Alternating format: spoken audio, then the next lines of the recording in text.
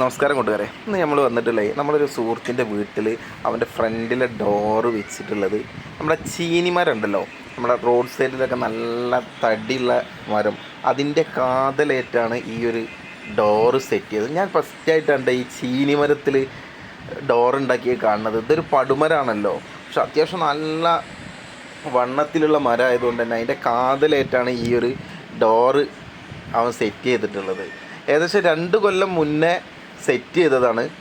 Work പൂർണ്ണമായിട്ട് തീർന്നിട്ടില്ല. ഇപ്പോൾ അടുത്ത് കുടിയിരിക്കൽ എന്നുള്ള സെറ്റപ്പിലേക്ക് പോകണുള്ളൂ. അപ്പോൾ ജസ്റ്റ് സൈറ്റിൽ ഒന്ന് പോയപ്പോൾ അവൻ്റെ അടുത്ത് പറയുകയാണ് ഈ ഡോറ് ചീനീൻ്റെ കാതലേറ്റ് ഉണ്ടാക്കിയതാണ്.